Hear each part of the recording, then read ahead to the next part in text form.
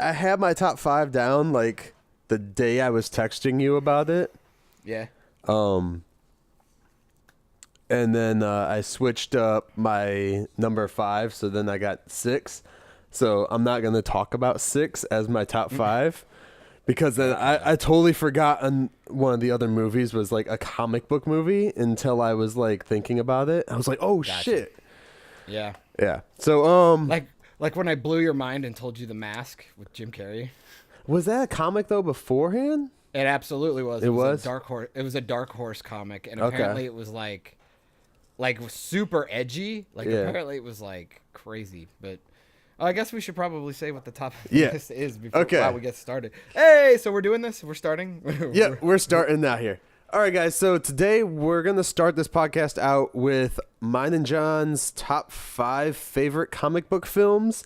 Not necessarily the ones that we think are the best, Yeah. but our favorite ones of all of them. And we're not just talking Marvel and DC. They can be from any if place. it is a comic book, it counts. I mean, Yes. Or we could graphic split hairs novel. into- yeah, if you guys want us to do a top 5 Marvel, I mean, I think everybody's done that to death, and so Right. if you want it, let us know. But I think this will be, and we're kind of doing it, or at least for me on my scale, it was kind of like I've watched it a billion times, and I still like it. Like Yeah. I'll sit down and watch it right now if it's on TV or something like that. Not, I mean, maybe it'll line up with like, because we all know how everybody feels about The Dark Knight or whatever. It's like that's just both. That's a really good movie and a really like technically sound movie at the same time. So if it lines up, that's cool. But I think this is more for just literal Right. personal preference, like extremely subjective top 5, I would say. Yeah.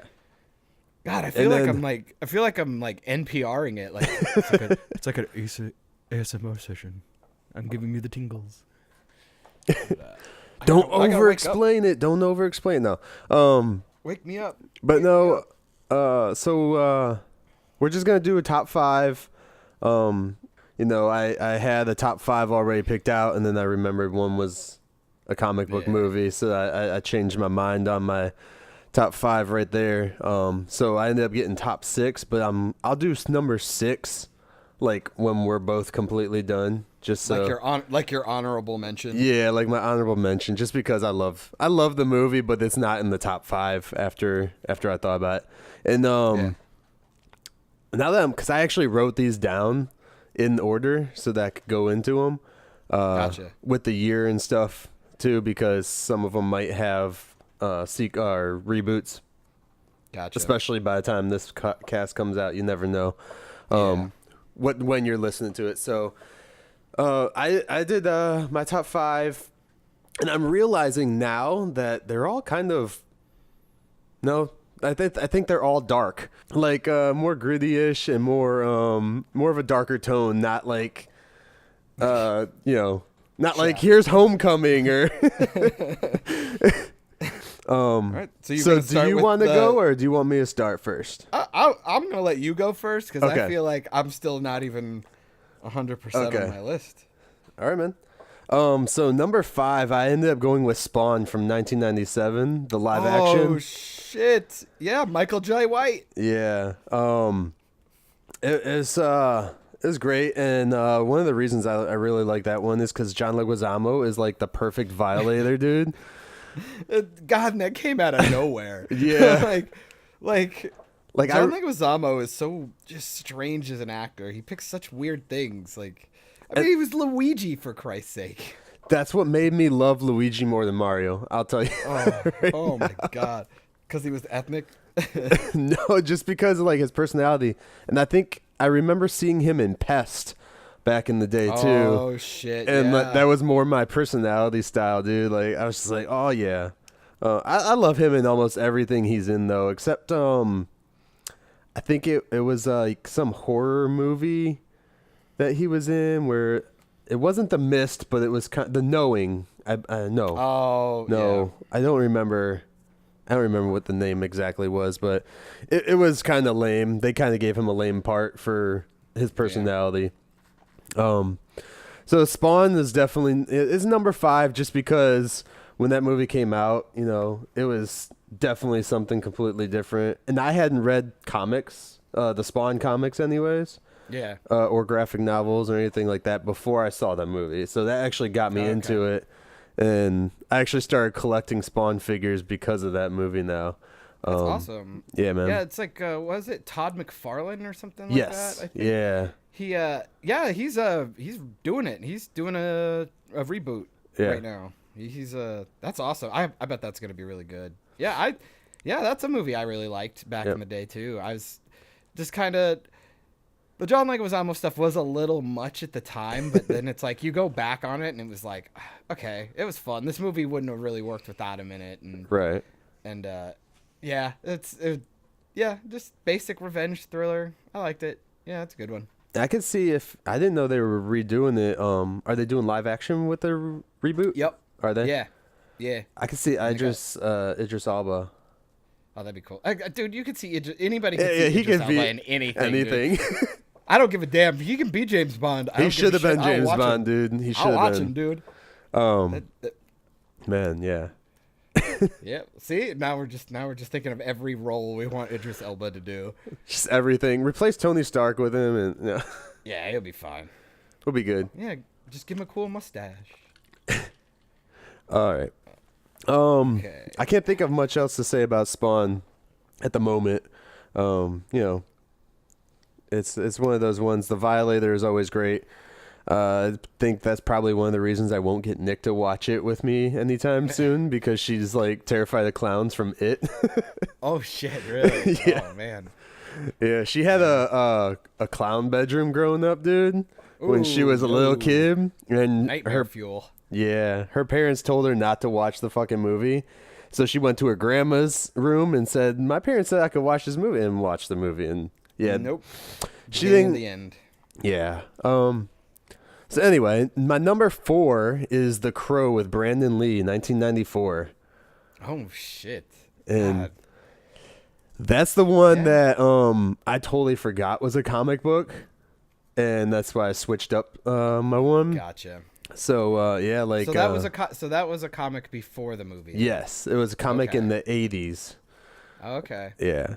But yeah, that franchise missed me. Like I figured I'd be all about it. Maybe I'll have to go back and watch it again. It's like the first one's the good one. The other ones, especially the one they did with fucking Angel, was like horrible. Because that for some reason that string of movies really reminds me of like Darkman. Okay. So I'm like I watched the shit out of Darkman 1 and 2 when I was a kid. Probably shouldn't have been watching it, but I watched it a bunch of times, and it's like, yeah, I went back and watched it. And it didn't hold up for me as much as I thought it would. Yeah, I was kind of sad. So, yeah, Crow feels like that kind of Crow's franchise good to me. Ernie Hudson in there, dude. Ernie Hudson was in that. Yeah. God, I'm gonna have to watch that again. It was a good one. I liked it. You know, I was 8 years old when that thing came out. I was 94, so I was 8.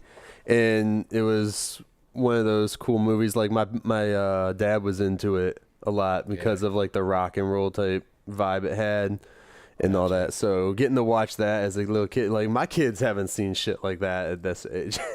You know? Yeah, it's like, it was just good. That was good fun filmmaking back then. Yeah, it just all felt real. Like a lot of practical shit. I like it. And then there's a lot of history along with that movie too, because of course he passed away. Spoilers, not spoilers in the movie and in real life. Yeah. Too, so double spoiler. Double spoiler for real life. For real life. With Yeah, and then what was it? Michael, the bad dude, the bad guy. Michael Wincott. I don't know how to pronounce it. He was like the bad guy, but he was also shit. What other movie was he in that he was like a really good bad guy? I'm gonna have to look this up real quick here. But yeah, man, like you should go back and check it out and see what you think, and we can talk about that. I know they're doing a reboot of it with Momoa. Jason Momoa's doing it. Oh God.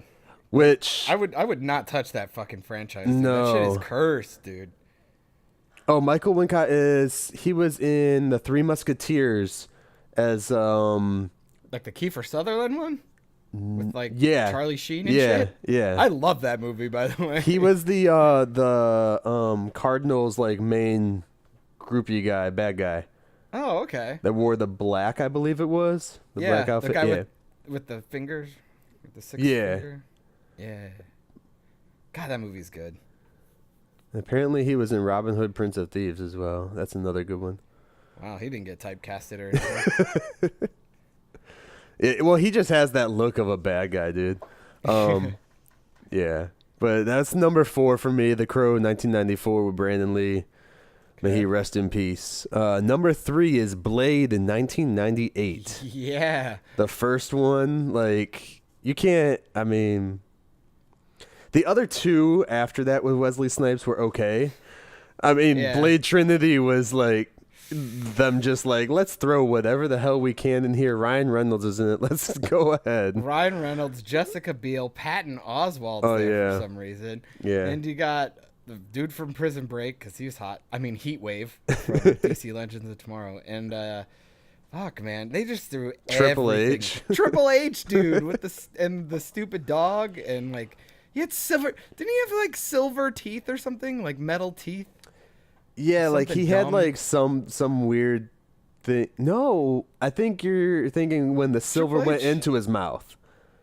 No, Triple H had like 2 like shiny teeth.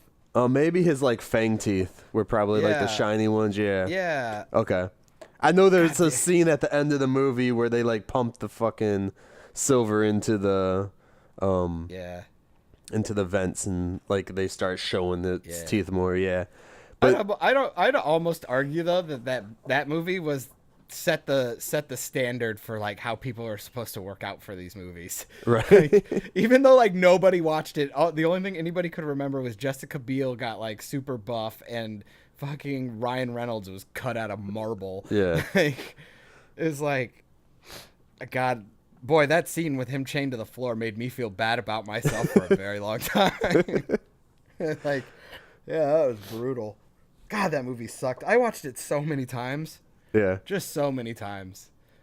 God, I loved it. I mean, the second one, I think I saw more than that one, of course. Yeah. That was a Guillermo del Toro movie. Yeah, Guillermo del Toro because, what's his name? Hellboy was in it. Original Hellboy. Oh, yeah, Ron Perlman. Ron Perlman, yeah. But, the second one was a lot better than the third one.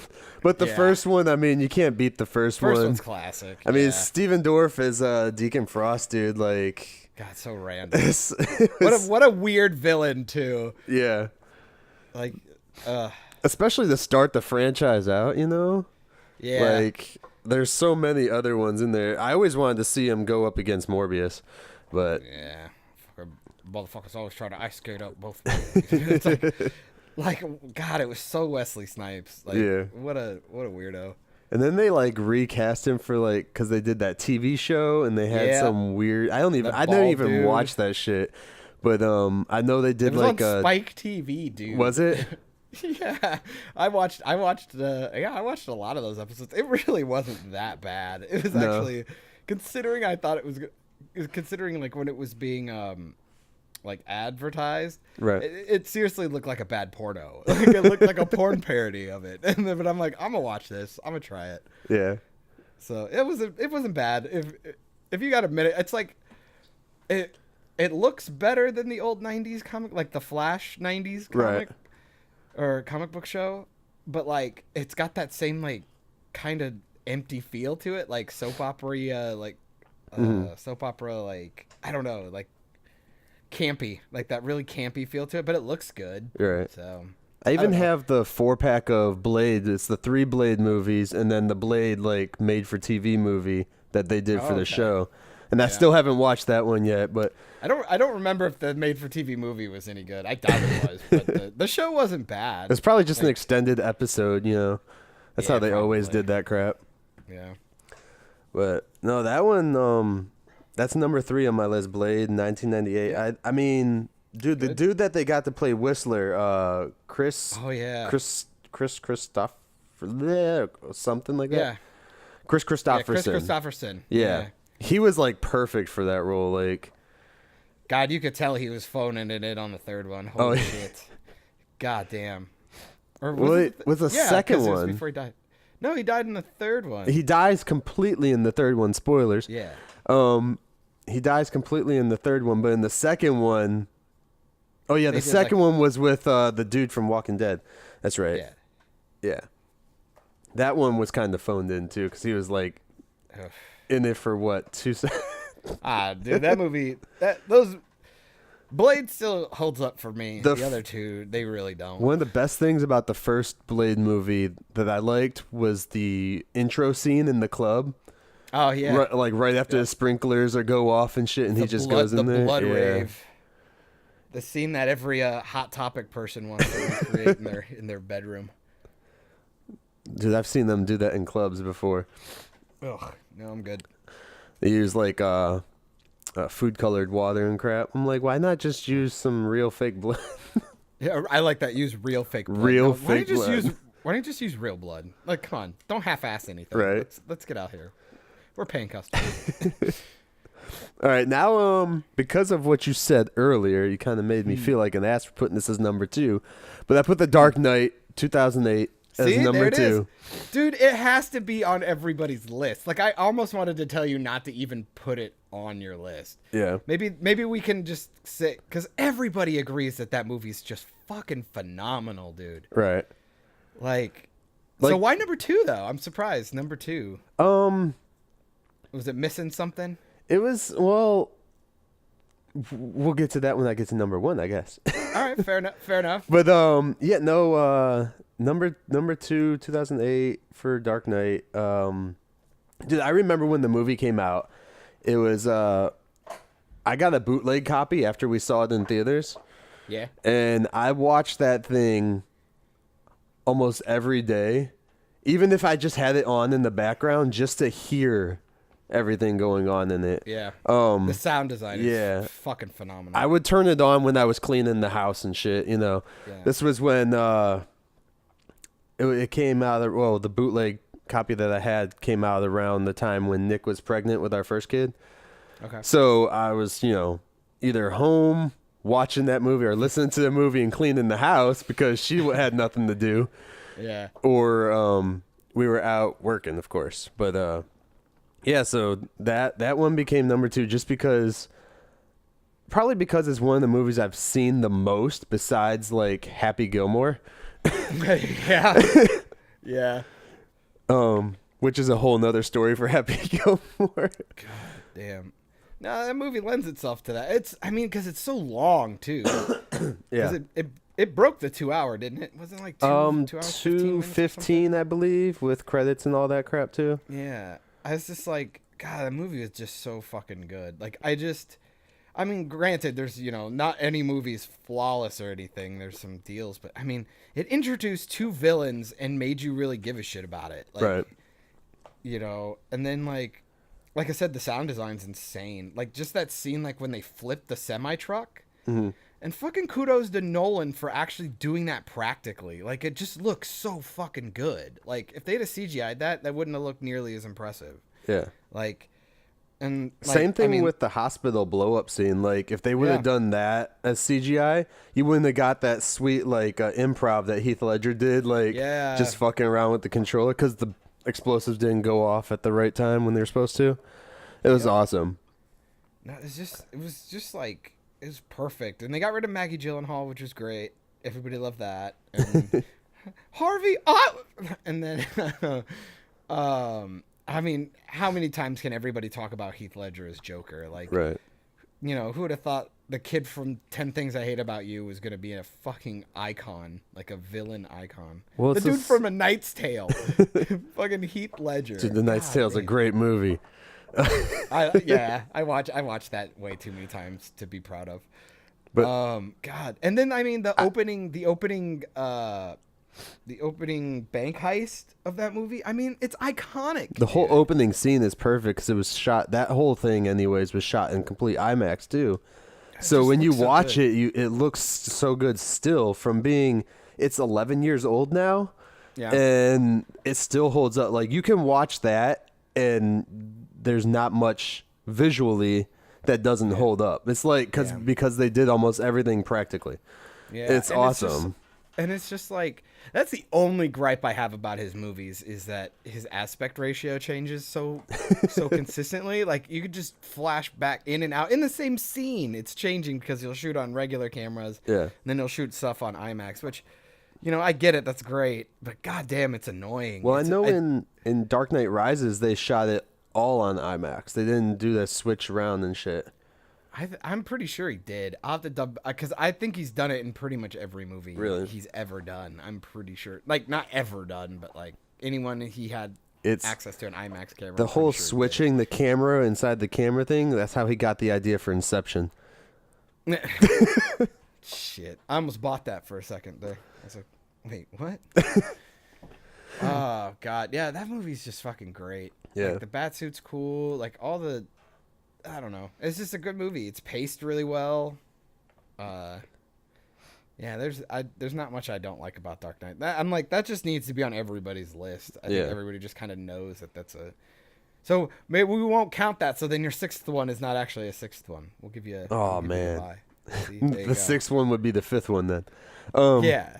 Then I'll do that afterwards. Then, since Dark Knight doesn't count as number 2, I guess Blade is number 2. Yeah, and, see, there you go. And The Crow is number 3, and Spawn is number 4. So, I completely retconned your whole list. There you go. I Captain Marveled you. How'd you like that? Oh, Goose. So I'll do number 1 then, and then I'll go back and do my number 5. Number 1. 1990, Teenage Mutant Ninja Turtles. The first one. Dark Knight? Over the Dark Knight? Yes. I want you to know that I completely agree with that movie being solid. It's on my list, by the way, so I'm probably not going to talk about it then. You need to talk about it. That movie is great, dude. But Over the Dark Knight, you gotta sell me this. Sell me this movie. It has to be Over the Dark Knight because 1990 was right before Terminator 2, correct? I believe so. I believe so. So Terminator 2 would have been like the first like action-packed like movie I saw, and before that was Terminator and then Conan. So those were the two like darker toned ish. Where was RoboCop in that? Oh, and RoboCop. Yeah, it was the 80s, yeah. So that was my movie I saw too early. Yeah. Like that was But Turtles, like, you know, I was 5 going on 5 years old when that came out.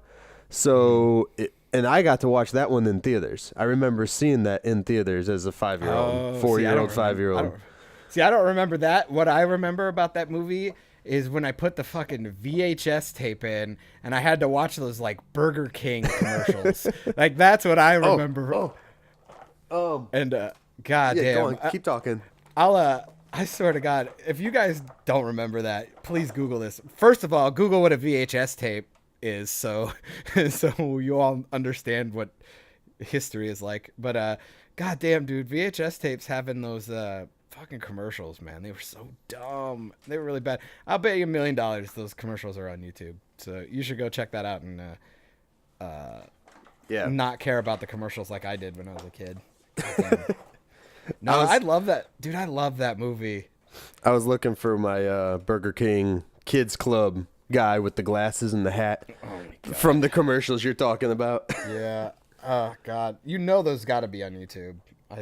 Oh yeah, most definitely. What was it? Kids Club, something or another. So long ago. But yeah, no. So seeing it as a kid, dude, like it was always in my mind. Granted, I watched Turtles: Secret of the Ooze a hell of a lot more, just because it was more of a comedic edge to it. It's it wasn't more fun. as dark. Yeah, it's just more fun. Yeah, like, that's why we both probably watched the third one more than all of them, because it's so fucking bad. Yeah, there's a lot. I probably know the most jokes from the third one. That movie was so fucking bad, but I loved it so much. Like even the suits didn't look quite right, and the lighting got like really bright, so like the animatronics didn't hold up as much as it used to, and then it was like really campy, and the jokes were really dumb. Right. And like I don't know how they did it, but April looked completely different. I didn't think it was a different actress, was it? From the They switched. first They switched one. her from one movie. She's the same actress from the first movie because the April in the second movie was different, right? Secret of the Ooze, she was a different actress, and I cannot remember. Yeah, no. So the last two movies, she was the same actress. It was a different one from the first movie. Okay. I believe. Yeah, I'm gonna double check that while you tell me why else this movie goes above The Dark Knight. Well, just for me, for my you favorite, might sell me. You might sell me on this. For my favorite ones, it's just seeing it in theaters when I was a kid. It sparked that. One, seeing the fucking turtles in live action. As a kid, I was looking in the sewer every damn day, even though I didn't live in fucking New York. Oh my after God. watching that movie. Yes, I'm that lame. And yes, Hilarious. I also thought my toys were alive too. And yes, I had a toy that watched over every other toy in my closet while I was gone. So did you spooge yourself when Toy Story came out and you're like, holy shit, they are alive? No. Oh man. See, when did Toy Story come out? Toy Story was out in 97 or something. I don't know. That's when Pixar began their takeover. of the world. 95. Okay. Okay. But yeah, like that's one of those things like Yeah, here we Judith go. Hogue. Yep, Judith Hogue was the April O'Neil in the first movie. Yep. Paige Turco was April in the second movie. And I want everyone to know, I don't know which one is the more attractive one because it confuses me all the time, but they always make her look weird. I'd say Judith Hogue.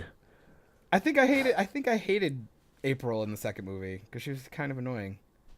But I think she didn't really have a part in the second movie either. No, she just did all the apartment scenes. And they kind of like screwed you over too, because at the end of the first one, they make you think her and Casey are gonna get together. Yeah. And then he's not fucking living with her and mooching off of her in the second one. Like, come on. As an adult, you complain about this shit because you're like, damn, I thought they had something. I've been there. Oh, God damn it. And then they bring Casey back for the third one, just randomly. So weird too. And at least they got the same actor, but still, it was hard because he didn't have the same tone that he had in the first one when you first saw him. Okay, so yeah, Paige Turco did 2 and 3, and Judith only did the first one. Yeah. But And Judith, they chopped her hair off and stuff, and she Yeah. looked completely different. So it's like, it literally might as well have been a different actress every single movie, because also her personality changed so much in each movie too. Well, the whole movie changed in the third one, anyways, from everyone's Yeah. personality. And then, That of shit turned course, into a cartoon. they probably thought, hey, well, we keep changing the turtles' looks. Might as well just change April's fucking look. Yeah. No, that first one was really good, and I loved how dark it was too. Yeah. Because apparently the original comics were like super fucking dark. Like, Yes, it was in black and white, and the only reason why they all wore red headbands, and that was after when they started actually putting color in too. Before it was just Yeah. all black and white, and then it was black and white with the red headbands.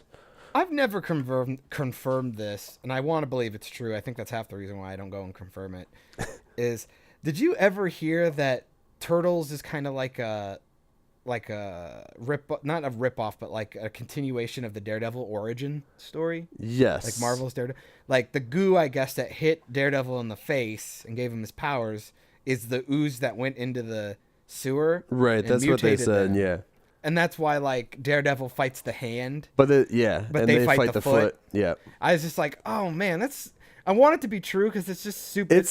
I don't care, but it's like super interesting. It's like, one I of love those shit like things, because they can't officially confirm that because they're completely different labels. You got Marvel, and then I think Turtles is owned by Dark Horse now and Nickelodeon. Probably, yeah. So. It's just one of those like sexy little fanfic jokes that you just wish were real. Like I want it. I'm not sure. I'm not sure if the writers ever confirmed that or not, but I know they were fans of Daredevil, so that's why they did put the foot in there instead of the hand. It's so awesome. Which I had to actually explain that to Nikki when we were watching Daredevil, she's like, oh, they're the hand. They ripped that off from the Turtles. I'm like, no, baby. Oh, here we go. Hannah went and Googled it for me. Oh, there you go. She's here getting ready for work. Well, I'm being a fucking lazy asshole and just talking to a dude on the internet. I didn't even find you on Craigslist. Good for me. So the Teenage Mutant Ninja Turtles origin story. Oh, yeah, I should probably preface this is from theweek.com. There you go. Teenage Mutant Ninja Turtles origin story paid homage to the first issue of Daredevil from 1963, in which young Matt Murdock is blinded by a radioactive isotope while pushing an old blind man from a path of an oncoming truck. Eastman and Laird extrapolated. Okay, that's a big word. Sorry, guys. Extrapolated. There we go. Good job, me. God, look, everybody learned with me. Extrapolated that after the canister containing the isotope struck Murdoch, it collided with a bystander who was carrying a fishbowl containing his pets, 4 baby turtles. To be fair, if this was made by Disney now, it would have definitely had to change that to 2 women, and they would be all powerful, and the turtles would have never gotten hit. Let's hope that Disney never owns the Turtles. Yeah, and I guess the turtles and the canister, which bore the initials TCRI, fell down a grate into the sewer below, where they were discovered by an inquisitive rat, Splinter. Splinter had been the pet of the exiled ninja warrior Amato Yoshi, who was slain along with his lover Tangshen by the treacherous Oroku Saki, who blamed Yoshi for the death of his brother Oroku Nagi. There you go. There you go, everyone. There you go. Oh, and apparently Splinter's name was a tip of a hat to the Daredevil supporting character Stick. Yep, I knew that one. Look at that. That's fucking awesome. Yeah. And turtles would find themselves in conflict with the foot because of the mirroring of the hand. Yeah, this is awesome. Yeah. Oh, man. This is great. The Shredder took his design inspiration from a metal cheese grater that struck Eastman as a potential weapon in the hands of the wrong person. Makes sense. Makes sense.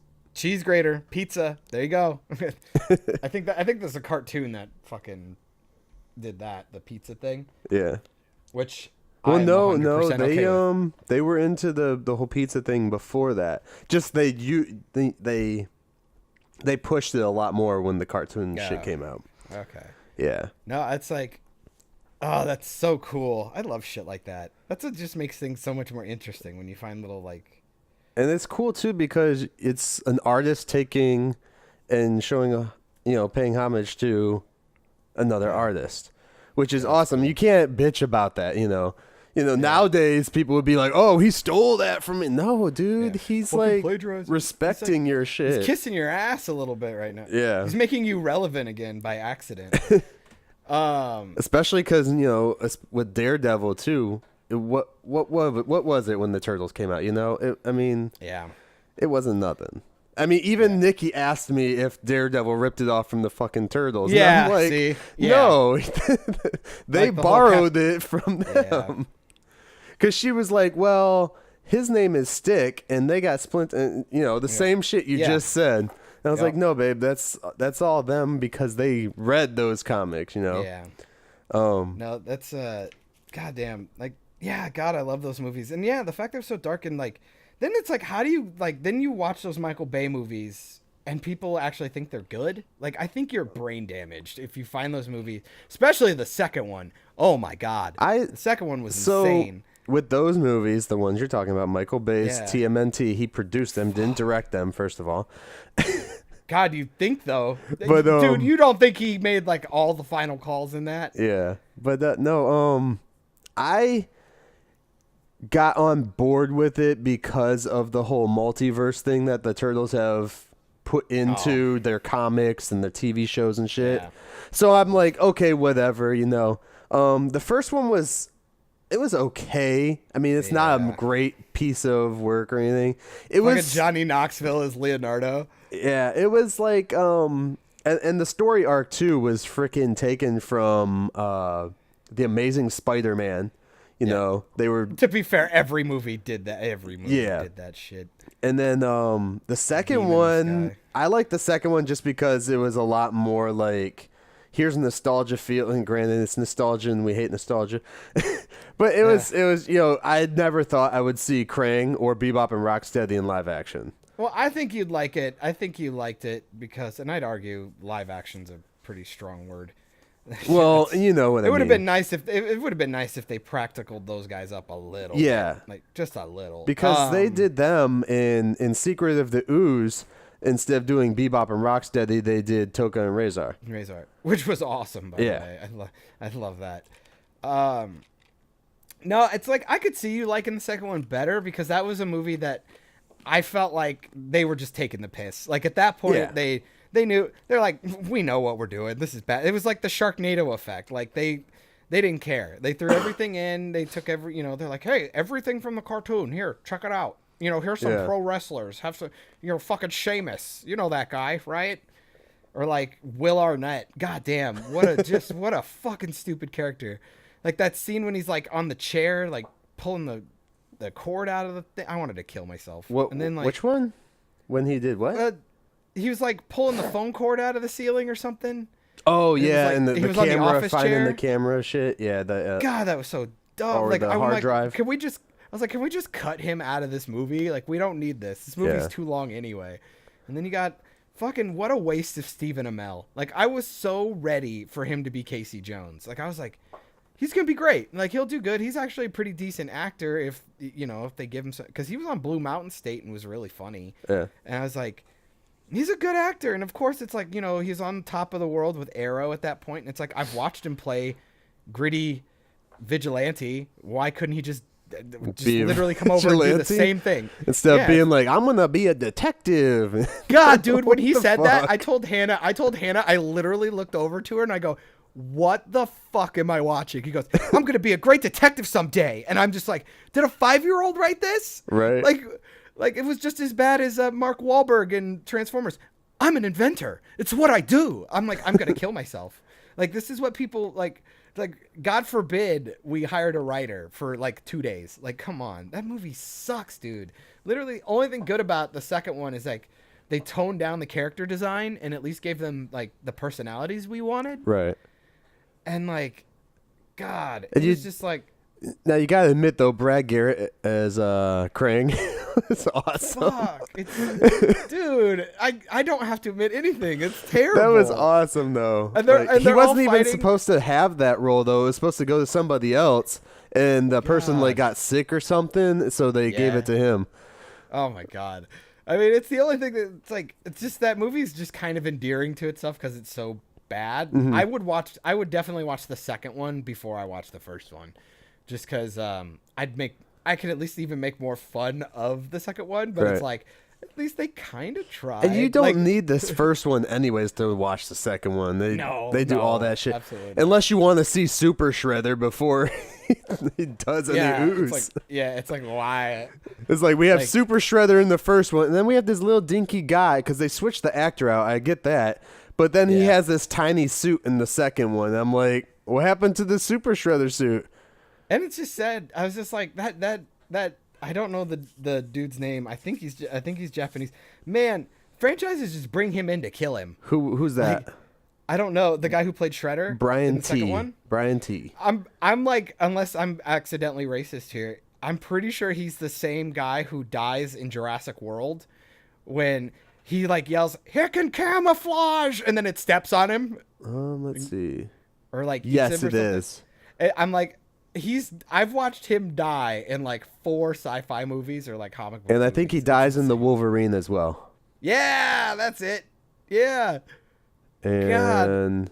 It's literally like they bring him into movies just to kill him off. He was in Agents of S.H.I.E.L.D. and I think he died in that one too. I think he died in that too. I'm done. He's an Asian Sean Bean. He was Liu Kang in Mortal Kombat Legacy, the online TV series. Yeah. The internet one? I have that. That shit was terrible, but I watched every second of it. What did you think though about? So we're getting off track, but so while we're still on, we're still there. Don't worry, baby. People are here for our tangents. They're on this ride. Baxter Stockman, they did Tyler Oh, Perry, shit. bro. I thought he Yeah. did actually a decent job for that, but Yeah. I mean, That was just all bad dialogue. I really dude. wanted to see him Nobody turn had in- a chance. I wanted to see him turn into a fucking fly. And I think everybody did. Because like the movie just goes off the rails when those two, like the Bebop and Rocksteady stuff was actually kind of funny. Like I enjoyed that scene, and I wish it would have been a little darker. But like, it's just the dialogue was bad. Like it was just like a bunch of 4-year-olds wrote it. It was interesting to see. Well, Seamus played okay, or as Rocksteady, Yeah. the wrestler Seamus. But I mean, Gary, I'd argue there's those actors are not bad actors. No. That was just you could not do anything with that movie. Like that script was unsavable. But before I saw that movie, the dude who played Bebop, Yeah. I'm looking at it right now, Gary Anthony Williams. The only thing I remember seeing him in before I watched that was Malcolm in the Middle. Really? I was gonna go with White Castle. He's the guy who's in the jail at the cops Oh, place. he is. Oh, Yeah, shit. that's the only time I always remember him. I remember him from Malcolm in the Middle, though, because he was really big back then. God, Really I didn't want, big. Malcolm in the Middle is one of those. I just don't like Frankie Muniz.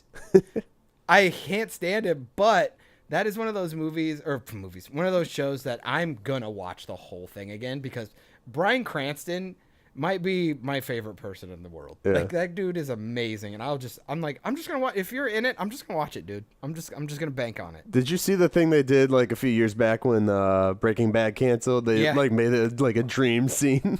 Yeah, I was like, that's awesome. I swear that was for like a Emmys award show or something. Something like that, yeah. I swear, even got the wife to come back. It was awesome. Yeah. Yeah, that was a good movie. Or I keep saying movie. No, that was a great show. The Breaking Bad was so amazing. I need to watch Malcolm in the Middle because I feel like Malcolm in the Middle was like the next generation's like Roseanne, kind of. Because you had like what? You had Roseanne. I mean, it wasn't as deep as Roseanne though. Like Roseanne got like those deep moments in it, but Malcolm in the Middle was like more the after school special. Yeah. Like a Urkel, like Family Matters. No, because then what was the other one? Because you had Married with Children, Roseanne, and then Full House. I don't. Full did you House really was put like Full House in that. It was in that core of because like when I do Full House, I'm think that feels more like what they're kind of doing now with Disney, like the everything's gonna be okay type happy family shit. Well, like everything looked more like a stage than a show. You know, it's like you go to Malcolm in the Middle, you feel like you're in that house, and it's shot more cinematically. Right. Like, you know, those were like niche-y like sitcoms, like Big Bang Theory and shit like that. You know, like the 2-camera sets, like Full House, Family Matters, Sabrina the Teenage Witch. Which, let's be fair, is all a knockoff of Clarissa Explains It All. But no, I wouldn't. I don't know if I'd lump Full House in there. Like I'm thinking because like Roseanne was shot in that sitcom-y way, but it was like lit different, and the writing was like more adult. Right. I don't know. But you don't want to put Married with Children in with that either, because that was more of like the humor side. They didn't have really any down to earth moments on that show ever. Yeah, I guess they were kind of like a live action Simpsons. Yeah. Yeah, I could give you that. Yeah. But but TMT, man, the first one. God, I just watched that scene on the rooftop at the end. The fight scene. When they all fight Shredder. Yeah. And it's like, when did we lose control here? I saw the other day online, there's this guy, he does videos on YouTube. So let me see if I can find his channel name to shout it out. But he found somebody else that created CG versions of the Teenage Mutant Ninja Turtles that looked just like the 90s Turtles from the original movie. And he was like, well, why can't we do a live action movie with this? You can still use your CG, but it will look, better. And it was really cool. It was something like the Turtles Den or, where is it? Where's my subscriptions? I got way too many on here. No, but to go back to that rooftop fight. Yeah, man. I was telling Hannah, That's what I wanted Avengers to be. Like Avengers Ultron. Right. That was what I wanted that to be. Like, like Thor goes in to try and fight, and then, everybody's like being cocky and trying to fight, and then, Cap has to like try and bring them all back together and strategize it out, and like, and they all just get their ass kicked by this one thing that just, can't be stopped. Like, that would have been way cooler. It's like, and you could have like played off a lot of the comedy and like had a lot of like character moments, and it would have helped to not just like set up the end of the like universe again right when we're about to go into Civil War. Right. It's like, and then you go into Infinity War right after that. It's like it's what it's suffering from now, because it's like, where do you go after fucking Thanos? Like, Skrulls would have been the way to go, but they fucked that up. But anyway. Yeah. All right, that's a deep dark hole I don't want to get into. That guy's the guy's channel that was showing that is called The Old Turtle Den on YouTube. What was this video? What was this? He was showing perfect Ninja Turtles CGI designs that an artist did. He created them CGI, but I think the guy in the video only puts like a image or something up. But the image is spectacular. And the page is like, it's a YouTube page dedicated to nothing but turtle stuff. Yeah. And I just texted you the link so you can look at it if you want, man. But yeah, so anyway, Ninja Turtles TMNT 1 as my number one. TMNT 1 1990, or Teenage Mutant Ninja Turtles, because TMNT is actually a movie. Yeah, which is actually a pretty dope movie. You really liked it? I remember going to the theater and I hated it. I really didn't like it. I tried to make a costume to wear to the theater at that time. Oh man. But somebody screwed it up because they left it outside too long and then it started to rain. But we're not going to say whose name that was. No, it's that was, I mean, I didn't like hate it. I really didn't like.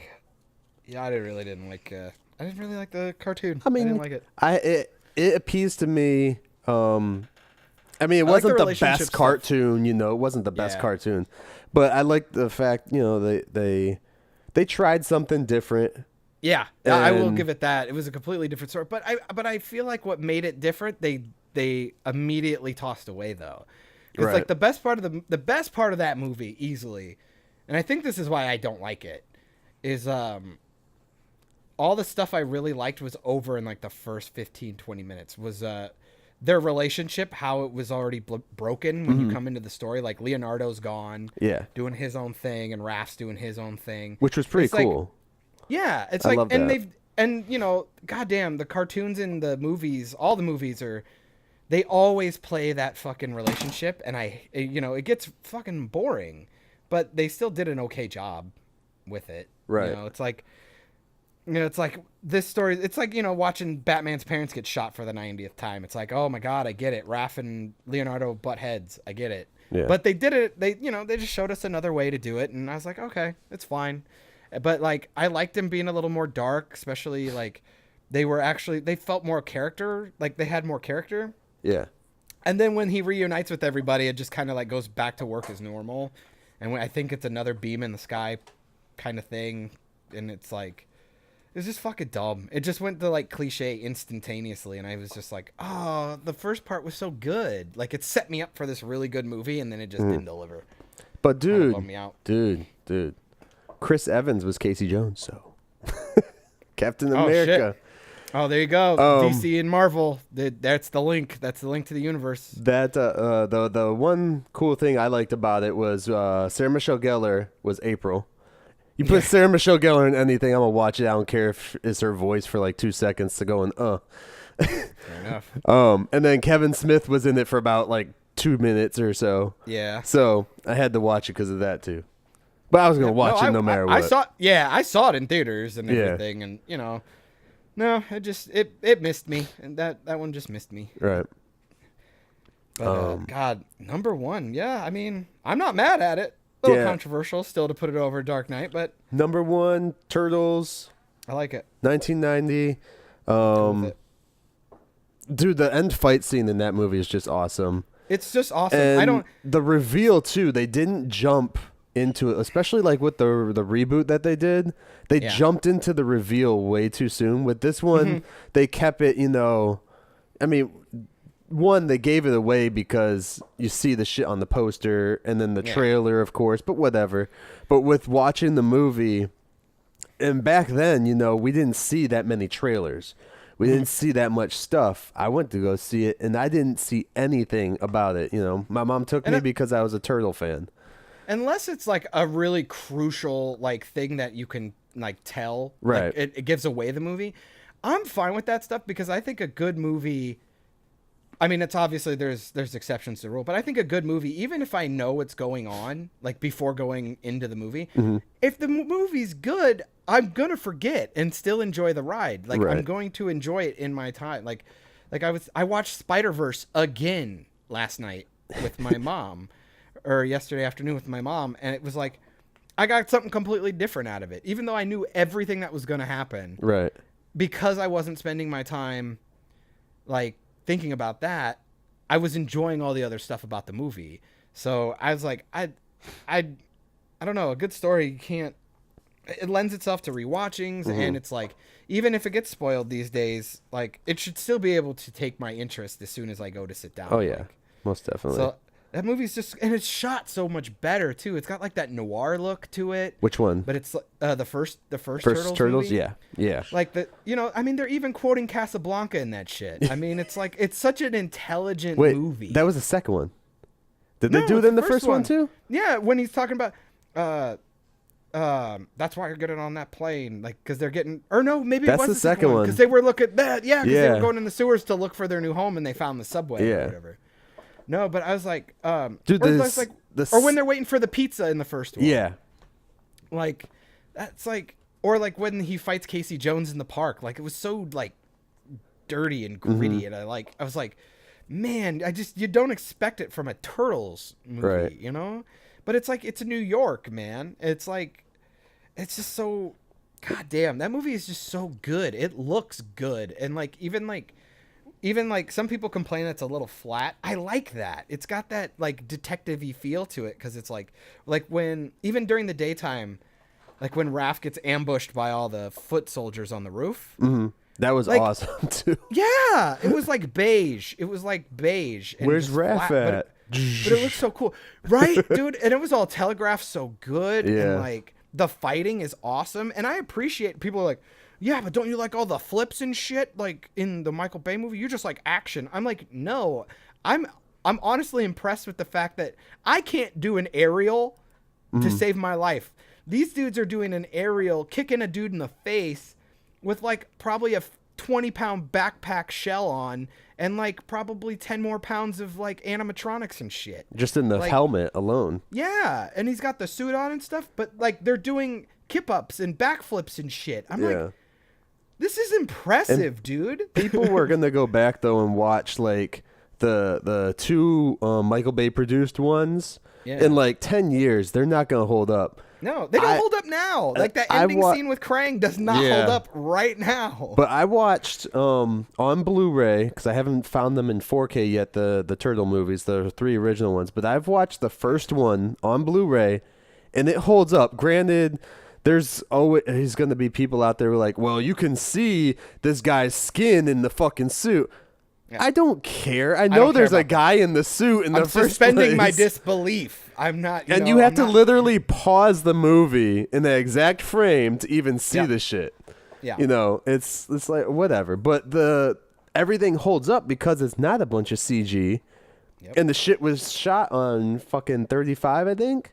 Yeah. So it holds. Everything. Yeah. It's because everything's there. Even the sets are there. Yeah. Like they're on the building. You know, he's getting thrown through a pane of glass. Like, it just looks good. Like, even when it got campy, I was fine with it. Like, they're fighting in the apartment, and they spin Mikey around. Like, he's on the floor, and they're just spinning him around. And I'm like, yeah, it looks really dumb, but I think it's funny. Like, it's good. And it works with the tone of the movie. And they get serious in it, too. Like, because when they burn their freaking house down, dude. Yeah. And they have to go to and then they all go to the... They go to the farm and fucking Leonardo's like sitting over Raph and has this like really like just and like Raph wakes up and it's like he wants some food. Like I was just like, dude, Right. the acting is really good. Like I'm looking at these things and not once do I not believe that they're real. Like I'm like, you're there. Like this is awesome. Like the acting's great. The like and so many iconic images and like quotes come out of that movie too. It's just like the drawing that they do of Leonardo sitting in the chair. Like I've seen that artwork everywhere, like in my entire life. Like in any like anniversary or like marketing, I always see that photo somewhere. And it's like, oh God, it just, everything looks so good. Yeah. And then the opening was really good. Like how they introduced everybody in the movie. It was just like, God, that movie's pretty untouchable. And the music's great too. Like, good score. Only thing maybe I got a problem with is just the Foot Clan. They have this weird problem of not necessarily making them menacing. Mm-hmm. Like they always kind of unmask these guys. They kind of have like their moment when they're like when the news is talking about them, and they do like their quick little scene of them, you know, their montage scene of them stealing shit and breaking into places. They do a quick little bit, but that's about it. But after again, that, you get But that feels more like and I mean that's how they deliver it to you is with the kids, like they're all kind of runaway like shitheads. But at the same time, it's like they just seem like a bunch of just shitty teenagers stealing hubcaps. Like they don't seem like that. I think it's like I expect them to be like ninjas, like actual ninjas, like doing cool shit and like. Because you don't see them get trained. You don't see them get trained to fight. Not really, no. They don't do that until the second one. The second one, they really want trained fighters and stuff. Like all you get is them like walking through the fucking warehouse or whatever. Yeah, I think the first one, the people that we see without the masks on, without the foot soldier stuff on, is more so like the people they're just trying to get some young like guns in. Like back in the day when like the mafia used to like recruit the kids and they would make their gangs, what we know as gangs now. That's why we have, things how we have them. Thank you, so poignant. But I don't know. I don't. To be honest, I would like to give it the credit that it was that smart. I just feel like they wanted to just. It kind of reminded me of a mixture though of like it was foot soldiers that were there, the ones that actually fought, and then the kids were kind of like the what is that group called? It's run by someone else. The Red Dragons, I think it was. I believe they did that in the cartoon, I think. Yeah, but it was part of the comic too. But I don't know. But then it's like we gotta explain stuff off like that. I don't know. They didn't do anything with it. The foot didn't feel. Yeah, because when you think of the foot, you think of actual like. I guess we got those scenes where they were fighting them on the roof and stuff. Yeah. But like at the same time, it was like. I don't know. I expect them to be like more stealthy, like ninja stuff, but like, I don't know. But they're also kids that aren't being trained to do shit, Yeah. They're just like, oh, you can steal a TV. Here you go. Exactly. That's how I felt about it. So it was like, eh. But it's the same way with like as you were trying to argue with Dark Knight. It's like Joker picks up these random street thugs, granted they're all from Gotham. But they're not doing backflips and like fighting trained ninjas. True. They're breaking into a bank. True. Like, you know what I mean? It's like if you had to do a spinning sidekick to kick the vault open, then maybe. But like, these are like, the hand and foot or whatever. The foot's supposed to be like trained ninjas. Yeah. They fight for Shredder and stuff. This, it just feels like, we could use some money, go steal a car. Which is one thing I didn't like about the first Turtle remake of Michael Bay's, because they gave him fucking machine guns. Yeah, like completely ruined the point. What? And, I don't think they ever get the foot right. No. And like the second time, like they try to do it, they get the fights. They look like bumbling idiots, and it's like once you make them look like bumbling fools, you don't take them serious the rest of the movie. So right. At least they didn't make them robots like they did in the cartoon. Yeah, well, that's just so you could. That's a throwaway. So Leonardo could. Well, you only do it so you can finally let Leonardo and Raph actually kill things without actually murdering people. Right. So I get it for the cartoon. That makes sense. You know, it's the same reason why they shoot laser blasters instead of bullets at people. You know, like in, you know, Batman, they're shooting bullets. There's consequences, baby. Right. No, here it's like pew pew. No, nobody get hurt. If you get hit, you're gonna get burned. Oh.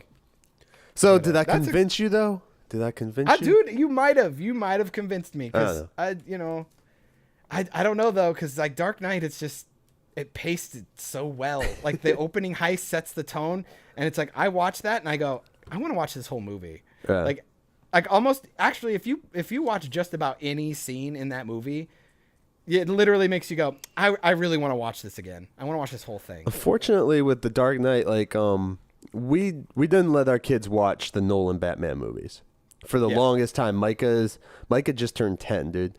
And he hadn't seen any of them until just a few months back. That Scarecrow stuff is pretty gnarly. Right. Yeah. We watched Batman Begins with them just to like edge him in because Nick didn't really want them watching Heath Ledger's Joker because she thought it was too dark.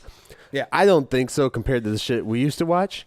But he watched Batman Begins and they were okay with it. It didn't like make them enthused about Batman. They didn't give two shits. So then about a week or two after that, we watched The Dark Knight. Yeah. They both fell asleep. Yeah. So it's like it's not a movie for kids because like with fucking Superman, Man of Steel that we went and saw. Man of Steel. God, what a piece of shit. So me and John went to go see Man of Steel when it came out in theaters, and we took my son who was 4 or 5. 4? Well, it's whenever the movie came out. Yeah, whenever the movie came out. So he was, a kid watching a Superman movie. This kid loves the Christopher Reeves movies and even the stupid like 80s Supergirl movie. We've had marathons where he used to watch these, and he fell asleep watching Man of Steel because they screwed Superman up. But that's enough for that one. Like, why are we on Krypton? What is happening? I don't care. Doesn't this shit blow up? Can we just cut that from the movie, please? So, all right. So TMNT 1990 is the number one for me.